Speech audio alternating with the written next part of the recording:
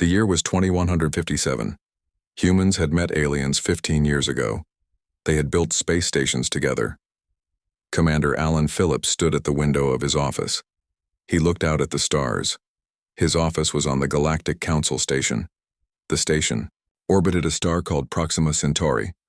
Alan was tall with gray hair at his temples. His blue uniform had the Earth symbol on the shoulder, a small globe with olive branches. He was 52 years old.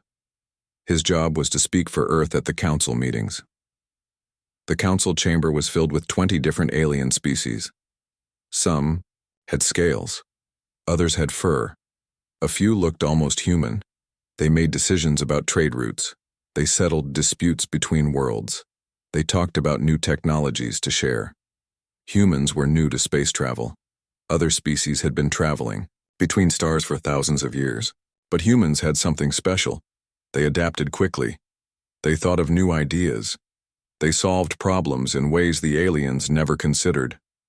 "Commander Phillips, the council session will begin in 10 minutes, said his assistant through the speaker. "Thank you, Lisa," Alan replied. He straightened his jacket and gathered his notes. Lisa Morgan was 28 with short brown hair. She had been working with Alan for 3 years. She was smart and noticed details others missed. That made her perfect for diplomatic work. The council meeting that day was supposed to be routine: trade agreements, mining rights in the Tau Ceti system, permission for human scientists to study alien technology. Alan never reached the meeting. The emergency alarm blared throughout the station. Red lights flashed in the corridors. Lisa rushed into his office. "Commander, something's happening. The communication channels are going crazy," she said, her face pale. Alan rushed to his desk. He pressed buttons on the screen. The display showed the Sol system, Earth, home. Strange ships appeared near Mars. They were black with purple energy glowing along their sides. They were shaped like arrowheads, sharp and deadly. There were hundreds of them. "What is this? Who are they?" Lisa asked, her voice shaking. "The Voidborn," Alan whispered. He had heard stories about them, an ancient species from the center of the galaxy. Powerful, secretive. They rarely attended council meetings. Alan tried to call Earth Defense Command. No answer. He tried the lunar colonies. Nothing. He tried Mars. Silence. Then the images came through. The Voidborn ships fired purple beams at Earth's orbital defenses. The human ships exploded one by one. The defense platforms fell burning into the atmosphere. "No," Alan said. His hands gripped the edge of the desk. Lisa covered her mouth with her hand. Tears filled her eyes. The Voidborn surrounded Earth, their weapons turned toward the planet. The blue world that was home to 10 billion people. The screen went black. Then a message played across all channels. The face of a Voidborn appeared. Their skin was gray with faint purple veins. They had no hair. Their eyes were solid black. "The species known as humans has been deemed too unpredictable to exist within the galactic community," the Voidborn said. "Their tendency toward rapid technological advancement poses an unacceptable risk. The Council has authorized this action as a preventative measure." "The Council?" Alan's voice broke. "That's impossible." He ran from his office. Lisa followed. They pushed past aliens in the hallway. Some looked surprised. Others looked away, avoiding his eyes. Alan burst into the council chamber. It was almost empty. Only 5 council members remained. They sat in their high seats looking down at him. "What have you done?" Alan shouted. His face was red with anger and grief. Councillor Zex, a tall alien with blue scales, spoke. "It was necessary, Commander Phillips. Your species develops too quickly. You ask too many questions. You take too many risks." "You murdered billions of people," Lisa shouted from behind Alan. "A necessary sacrifice for galactic stability," said another counselor. This one had 6 eyes and green skin. "Your colonies and outposts will be permitted to exist, but Earth was the source of your species' dangerous unpredictability." Alan felt something inside him break. It wasn't just his heart. It was something deeper. His faith in the future, his belief in cooperation between species. his hope for humanity's place among the stars. "You will pay for this," he said quietly. His voice was calm now. That was more frightening than his shouting had been. The counselors looked at each other nervously. Alan turned and walked out. Lisa followed him. They went back to his office in silence. "What do we do?" Lisa asked when the door closed behind them. Alan sat at his desk. He opened a hidden panel and pressed his thumb to the scanner inside. A secret communication system activated. "We warn the others," he said. "The mining colonies on the moons of Jupiter, the research stations in the Tau Ceti system, the small settlements in the Alpha Centauri system." Lisa nodded. She sat at her desk and began helping him send the messages. "This is Commander Alan Phillips. Earth has been attacked by the Voidborn with Council approval. Earth is—" He couldn't finish the sentence. Lisa touched his shoulder. "Earth is gone," she said softly. "But humanity isn't." Alan nodded. He continued the message. "All human outposts and colonies must go dark immediately. Shut down all communications with non-human entities. Trust no one from the Council. This is not just an attack. This is extinction. And we will not go quietly." They sent the message on all secret human channels. Then they destroyed the communication equipment. "We need to leave," Alan said. "They'll come for us soon." "Where will we go?" Lisa asked. "I have a plan," Alan said. "When I was first assigned here, I found something. Hidden files about other species the Council has eliminated before. We aren't the first, but I intend to make sure we're the last." They packed quickly. Only essential items. As they prepared to leave, Alan looked out the window one last time, at the stars that had once promised so much. Now they held only darkness and betrayal, but something else was growing in that darkness. Something the Council and the Voidborn hadn't considered when they broke humanity. Vengeance. Lisa stood beside him. "They broke us," she said. "Yes," Alan replied, "and they'll regret it." They slipped out of the diplomatic quarters. They used service corridors that few knew about. They reached a small ship Alan had kept ready, just in case. As they flew away from the station, no one tried to stop them. Perhaps they thought, too, humans were no threat.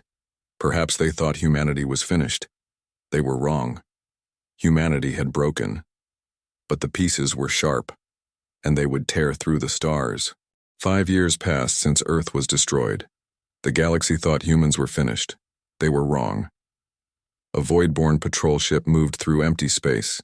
It was large and black with purple lights. Inside, the gray-skinned aliens watched their screens. They were looking for mining ships that had not paid their fees. "Commander, I detect something strange," said one of the Voidborn. He pointed at his screen. For a moment, there was a flash of light. Then nothing. "A sensor error," the commander said. "Run a diagnostic." Before the alien could touch a button, the ship shook violently. Warning alarms blared. Red lights flashed. "We are under attack," shouted another crew member. The commander looked at the main screen. It showed nothing. Empty space. But their shields were failing. Something was hitting them. Then a ship appeared. It was sleek and dark gray. It had no lights. Its shape reminded the Voidborn of Earth ships, but different, more advanced. It moved in ways that should not be possible. 2 more ships appeared beside it. They fired weapons that cut through the Voidborn shields like they weren't there. "This is Fleet Captain Diane Carter of the human vessel Shadow." A woman's voice came through their communication system. "You took our world. We're taking your ships." The commander of the Voidborn ship tried to call for help. His message never reached anyone. The human ships disabled their communications first. Inside the lead human ship, Captain Diane Carter stood on the bridge. She was 40 years old with short blonde hair and a scar across her left cheek. She wore a black uniform with no markings. "Their weapons are offline," said a man at a control panel. His name was Ethan Gray. He was the chief engineer. He had dark skin and strong hands that had built most of their systems. "Good work," Diane said. "Olivia, is the message ready?" Olivia Russell nodded. She sat at the communications station. She had red hair pulled back in a tight bun. Yes, Captain.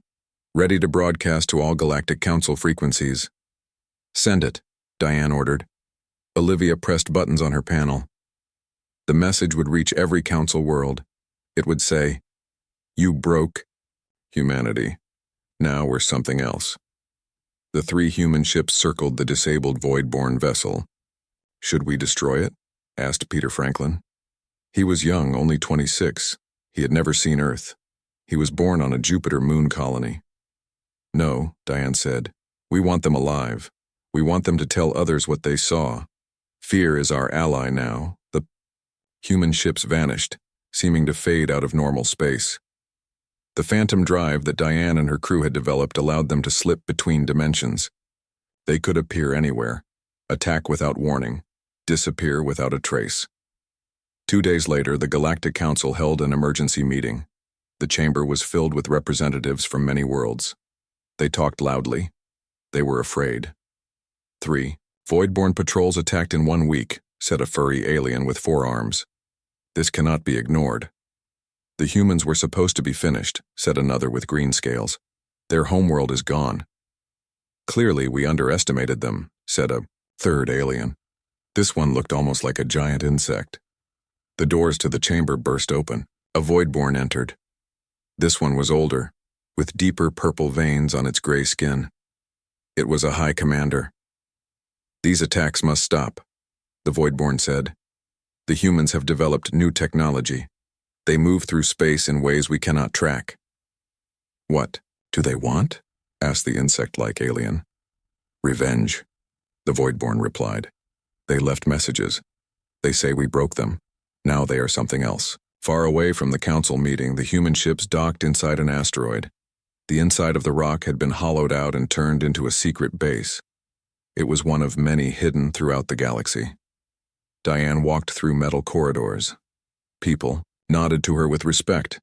There were about 200 humans at this base. Engineers, scientists, former soldiers, survivors. She entered a large room with a round table. Several people sat around it. This was her war council. The Ghost Fleet performed perfectly, she told them. The Voidborn never saw us coming. The phase drive is working better than we hoped, Ethan said. He showed diagrams on a screen. We can stay in the Phantom Dimension for 12 hours now before needing to recharge. Olivia spoke next. Our message reached every council world, and I've made contact with 3 more human outposts. They're sending people and resources. A man named John Baker spoke up. He was older than the others. His hair was white. I've finished analyzing the Voidborn shield technology. There's a flaw in how it handles energy distribution. That's why our weapons cut through so easily. Diane nodded. Good work, everyone, but this is just the beginning. Another person entered the room. Everyone stood up. Commander Alan Phillips walked slowly to the table. His hair was all gray now. His eyes looked tired but determined. Captain Carter, he said, your Ghost Fleet has done well. Thank you, Commander, Diane replied. But we've only hit small targets so far. That changes now, Alan said. He activated the table display. It showed a large space station. This is a Voidborn research facility. They're studying ways to track our phase drive technology. Can we destroy it? Ethan asked. Yes, Alan said. But first, we need what's inside. Their research data, their communication codes, everything. A raid, not just an attack, Diane said, understanding. Alan nodded. Exactly. Captain Carter, your Ghost Fleet will insert a small team. Get the data, then destroy the facility. Who leads the raid team? Lisa Morgan asked. She still worked with Alan. She had become his second in command. I found someone perfect for the job, Alan said. The door opened again. A man walked in. He wore the same black uniform as the others. He was tall with brown hair. His eyes were dark and serious. This is William Martinez, Alan said. He was a science officer on one of our research stations. He knows Voidborn technology better than anyone. William nodded to the group. The Voidborn took everything from us, he said. Now we take everything from them, starting with their secrets. Diane looked at the new arrival. Welcome to the Ghost Fleet, William. We leave in 6 hours. The meeting ended. People went to prepare. As Diane walked out, she looked back at Alan. Do you ever wonder what we're becoming, Commander? She asked quietly. Alan's face was hard like stone. They broke humanity, Captain. They don't get to complain about the pieces. Outside the asteroid, the stars waited. Once they had witnessed humanity's breaking, now they would see humanity's vengeance tear through the galaxy. 10 years had passed since Earth was destroyed. The Ghost Fleet had grown stronger. They had 8 ships now. Each one could appear and disappear using the phase drive. The Voidborn called them the ghosts that haunt the stars. William Martinez worked in his lab inside the asteroid base. Tools and equipment covered every surface. Screens showed strange energy patterns. William had short brown hair and wore glasses. He was 35 years old. He had been working for days without much sleep. I think I found it, he said to himself. He looked at the glowing purple crystal in a sealed container. It came from a Voidborn ship they had captured. The door to his lab opened. Diane Carter walked in. You missed the meeting, she said. William looked up.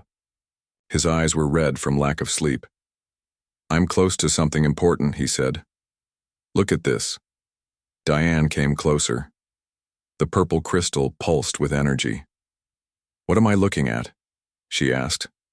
The secret of Voidborn power, William said. They don't generate energy like we do. They harvest it from pocket dimensions they create and collapse. He showed her a diagram on his screen. They fold space into tiny pockets, then they collapse these pockets and capture the energy released. Diane frowned. Is that why their ships glow purple? Yes, William nodded. But there's more. These pocket dimensions are unstable. If you disrupt them in the right way. He pressed some buttons. The diagram showed an explosion. You can make them collapse all at once, Diane said, understanding. William smiled. It wasn't a happy smile. It was the smile of someone who had found a weapon. I call it the Harbinger Protocol. We can trigger a chain reaction in their energy sources from a distance. How powerful would the explosion be? Diane asked. Enough to destroy a fleet, William said, without firing a single conventional weapon. Diane was silent for a moment. Then she nodded. Show me how it works. Far away from the asteroid base, another human worked for vengeance in a different way. Samantha Kelly walked through an alien market on a planet called Xeris. She looked like any other trader. She wore colorful clothes. Her black hair was styled in the local fashion. No one knew she was human. She had surgery to make her ears pointed, and her skin slightly blue. She had been living among aliens for years, learning their languages, finding their secrets. Samantha entered a small shop. The shop owner was a tall alien with fur covering its body. Its name was Krell. The stars are bright today, Samantha said quietly. But some have gone dark, Krell replied. This was their code. Krell locked the shop door and led Samantha to a back room. 3 other aliens waited there. They were from different species. They all had one thing in common. They distrusted the Council and the Voidborn. What news do you bring, Vila? They asked. Samantha. They knew her only by this fake name. The Council lied to you, Samantha said. She placed a small device on the table. It projected images. The Voidborn didn't just destroy Earth. They've destroyed other worlds before. The images showed records from the Council archives. Alan Phillips had stolen them before he escaped 5 years ago. They showed other planets being destroyed over thousands of years. Other species eliminated because they were unpredictable. The Voidborn fear any species that might one day challenge them, Samantha explained. And the Council helps them eliminate these threats. Why should we believe you? Asked one of the aliens. Samantha smiled. Because your world might be next. The Voidborn don't stop with one species. Anyone who develops too quickly becomes a target. The aliens looked at each other. Fear and anger showed in their eyes. "What do you want from us?" Krell asked. "Information," Samantha said. "And when the time comes, action." She had built networks like this on 12 different worlds. Aliens who feared the Council, who had begun to see humans not as enemies, but as warnings of what might happen to them next. 3 days. Later, a void-born fleet patrolled near a dead star. 6 large warships moved in formation. Their purple energy systems glowed against the blackness of space. On the bridge of his ship, the void-born commander watched the sensors carefully. The Ghost Fleet had been attacking void-born ships for years. Now, the commander was determined not to be surprised. "No unusual readings," reported one of his crew. "All sectors clear." The commander nodded. Perhaps they would be lucky today. Then a small object appeared on their sensors. It was too small to be a ship, just a metal box floating in space. "Scan it," the commander ordered. Before they could complete the scan, the box emitted a pulse of energy. It was invisible to the eye, but the sensors detected it. The pulse reached the nearest void-born ship. For a moment, nothing happened. Then the purple glow of its energy systems brightened. Too bright. The ship shook. "What's happening?" the commander demanded. "Their energy containment is failing," said a crew member. "The pocket dimensions are collapsing." The first ship exploded in a flash of purple fire. The explosion was bigger than it should have been. Much bigger. The energy tore a hole in space itself. The pulse continued to the next ship. And the next.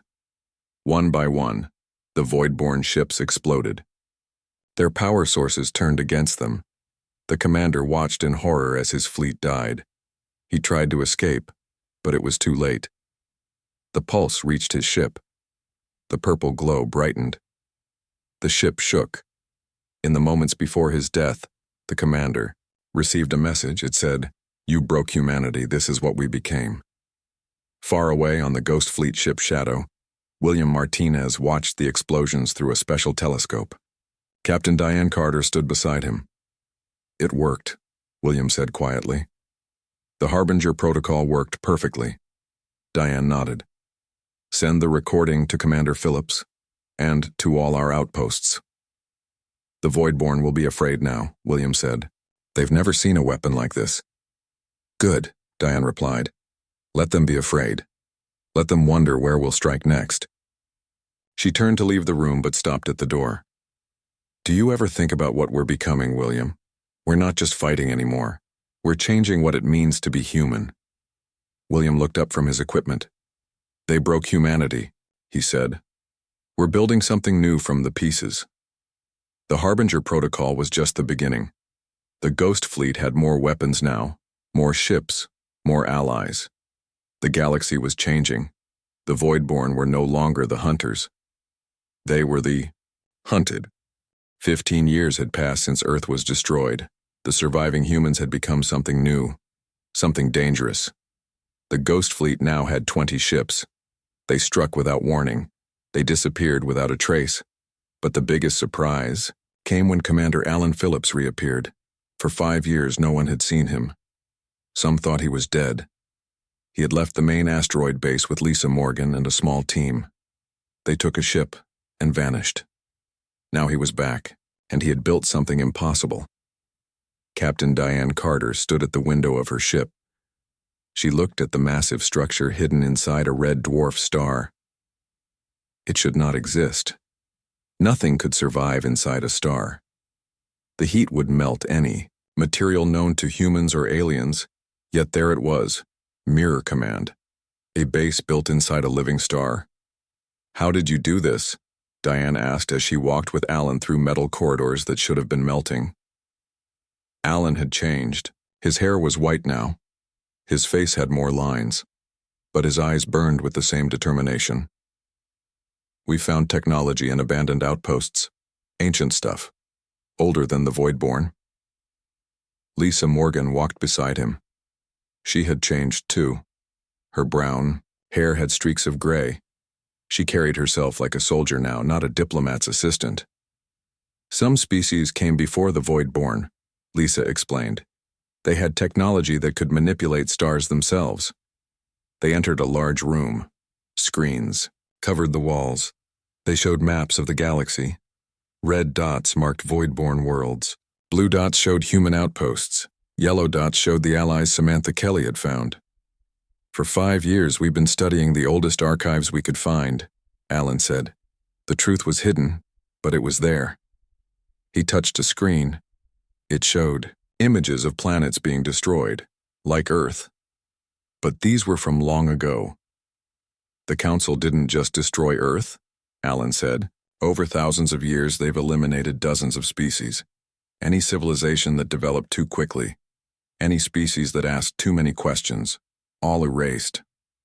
Diane stared at the images. Why? What are they afraid of? Change, Lisa said. The Voidborn have ruled for 50,000 years.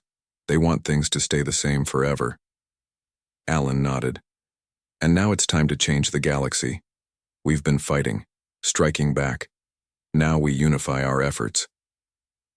Later that day, Diane met with the other captains of the Ghost Fleet. William Martinez was there with his Harbinger teams. Samantha Kelly joined by secure communication from her latest mission. They all listened to Alan's plan. The Voidborn think they understand us, Alan said. They think we want revenge. They think we want to destroy them like they destroyed Earth. Don't we? Asked one of the captains. His name was Ben Nash. He had lost his entire family when Earth died. No, Alan said firmly. If we just destroy them, we become them. We need to do something they would never expect. Something that will change the galaxy forever. The plan was unlike any military strategy in human history. Instead of destroying their enemies, they would expose them. They would show the entire galaxy the truth. Samantha spoke through the communication screen. My networks are ready. We can release the Council's secret archives on thousands of worlds simultaneously. William nodded. And my teams can create small, controlled space-time distortions. They'll reveal the mass graves of extinct species, places the Council thought would stay hidden forever. The Ghost Fleet will provide protection, Diane said, and transportation. We can move Samantha's people and William's teams wherever they need to go. Alan looked at all of them. The Voidborn and the Council have built their power on lies, on hidden genocide. We'll hold up a mirror to the galaxy and force everyone to see the truth. The plan began 1 week later. It was called Operation Broken Mirror. The Ghost Fleet deployed across the galaxy. Their ships appeared and disappeared, always one step ahead of the Voidborn. Samantha's networks released classified archives on planet after planet. Ordinary aliens saw the truth about their leaders, about the species that had been sacrificed, about Earth. William's teams created small distortions in space. These distortions revealed evidence that could not be hidden, the remains of civilizations that had been erased from history. On one world, a young alien named Kroll found a recording from Earth. It showed human cities, human art, human children playing. Then it showed the attack, the extinction of a species that had done nothing wrong. On another world, aliens discovered the remains of a civilization that had existed 10,000 years ago. They had been eliminated for developing faster-than-light travel, too soon. The Voidborn tried to stop the information. They blocked communications, they denied everything, but it was too late. The truth was spreading like fire through dry grass. Rebellion started on dozens of worlds. Young species realized they might be next on the list for elimination. They looked to the humans as examples, as leaders. 3 months into Operation Broken Mirror, the Voidborn found themselves surrounded, not just by human ships but by fleets from 6 other species that had learned the truth and chosen to fight. The Voidborn retreated to their core worlds. They built defensive lines. For the first time in 50,000 years, they were afraid. On Mirror Command, Alan watched the reports come in. Lisa stood beside him. It's working, she said. The galaxy is waking up. Alan nodded. But the hardest part is still ahead. The Voidborn homeworld, Lisa said. Yes, Alan replied. They've pulled back to defend it. All their remaining ships, all their leaders, can we defeat them? Lisa asked. Alan looked at the map. The Voidborn had 500 ships protecting their home system. The Ghost Fleet had 30. Even with their allies, they were outnumbered. We don't need to defeat them, Alan said. We just need to show them something they've never seen before. What's that? Lisa asked. Alan's face was serious. Mercy. Across the stars, humanity's vengeance had torn through the Voidborn's power. Their lies were exposed. Their allies were gone. Now they waited for the final attack. For extinction. They did not know that humans had a different plan. A plan that would truly change the galaxy forever. 20 years had passed since Earth was destroyed. Now the Ghost Fleet surrounded the Voidborn homeworld. 30 human ships faced 500 Voidborn vessels. Behind the humans came ships from other species who had joined their cause. The Voidborn homeworld was beautiful. It had purple oceans and white clouds. Billions of Voidborn lived there. They were afraid. They expected the humans to do what had been done to Earth, to destroy an entire world. On the bridge of her ship, Captain Diane Carter looked at the enemy fleet on her screen. Ethan Gray stood beside her. His hands were clenched into fists. We could use the Harbinger Protocol, Ethan said. One strike and their fleet would destroy itself. Diane nodded. Yes, we have that power now. William Martinez entered the bridge. He carried a small device. It could trigger the Harbinger Protocol across the entire Voidborn fleet. One button. One moment. Then vengeance. Olivia Russell watched from her communication station. The other captains are asking for orders, she said. They're ready to attack. Diane was silent. She remembered Earth, the blue oceans, the green lands, her home in a place called Oregon, trees and mountains, all gone. Captain, Ethan said. We're waiting for your command. The door to the bridge opened again. Commander Alan Phillips walked in with Lisa Morgan. They had come from Mirror Command for this moment. Not yet, Alan said. There's another way. Diane turned to him. What do you mean? We have them. After 20 years, we can finally end this. Alan nodded. Yes, but how we end it matters. He went to Olivia's station. Open a channel to the Voidborn command ship, and to all our allies. Olivia looked surprised, but did as he asked. Channel open, Commander. Alan stood straight. His voice was clear and strong as he spoke. This is Commander Alan Phillips of humanity. 20 years ago, you destroyed our homeworld. You broke our species. You thought that would be the end of us. He paused. The bridge was silent. Everyone waited for his next words. Instead, we scattered among the stars. We rebuilt. We became something new. Something you never expected. On the Voidborn command ship, the high leaders listened. Their gray faces showed no emotion, but their hands trembled. We now have the power to do to you what you did to us, Alan continued. To destroy your world. To break your species. William held up the Harbinger device. One button would start the chain reaction. The Voidborn ships would tear themselves apart.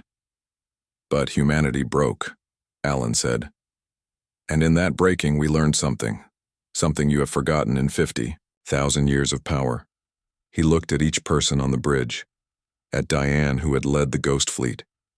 At William, who had created their most powerful weapons.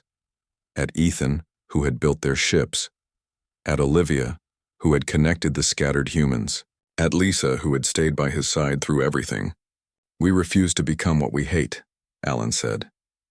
We refuse to break others as we were broken. On the screen, the Voidborn High Leader spoke. Then what do you want, human? Change, Alan replied. The council will be disbanded and reformed. All species will have equal voice, including the Voidborn. The truth of past genocides will be acknowledged. No species will ever again be deemed too unpredictable to exist. The High Leader was silent for a long moment. And if we refuse? William held up the device again.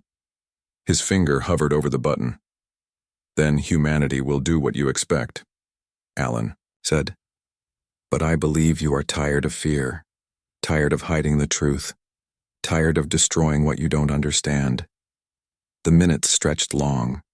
The bridge crew held their breath. The void-born ships did not move. Finally, the High Leader spoke again. "We accept your terms, Commander Phillips." Throughout the Ghost Fleet, humans looked at each other in surprise. Some were angry. Some were relieved. All were changed by what they had just witnessed. 1 week later, representatives from every species gathered on a neutral space station. Human diplomats sat across from void-born leaders. Between them was a document, a new charter for the galaxy. Diane watched as Alan signed it. "Do you think they'll keep their word?" she asked. "Some will try not to," Alan said, "which is why we're not disarming. The Ghost Fleet will become peacekeepers now. Guardians of the New Order." Samantha Kelly joined them. After years undercover, she finally looked like herself again. Her pointed ears had been changed back to human. Her skin was no longer blue. "My networks will watch for signs of the old ways. Returning," she said. "If anyone tries to go back to the time of secret genocide, we'll know." William approached with a small box. "I've secured all the Harbinger devices," he said, "but I've been thinking about new uses for the technology, medical applications, energy production, things that help instead of harm." Diane looked out at the stars beyond the station windows. "What happens to us now? We've spent 20 years becoming weapons. Can we be something else?" "That's the beauty of humanity," Alan said. "We adapt, we change, we rebuild." Earth still existed as a memorial, a broken world orbiting its sun, but humans had started to build new colonies, not hidden outposts but open cities, places where human children could look up at strange stars and feel at home. The technology born from 2 decades of survival and war was now being used differently. The phase drive that had made the Ghost Fleet so deadly now carried explorers to distant stars. The Harbinger protocol that had destroyed void-born fleets now powered new types of energy plants. Lisa joined Alan at the window. 20 years, she said. "Sometimes I can barely remember Earth." "I remember," Alan said. "I always will, but now I can remember without the pain crushing me." He looked out at the stars. They had once witnessed humanity's breaking, then they had seen humanity's vengeance tear through them like fire. Now they watched something new. Humanity healing, humanity building, humanity becoming more than it had ever been before. "They broke us," Lisa said softly. "Yes," Alan replied, "and we used the pieces to build something better." Together they watched as ships from a dozen species moved through space around the station. Not in fear, not in war, but in a peace that had been purchased with 20 years of struggle. The stars would remember.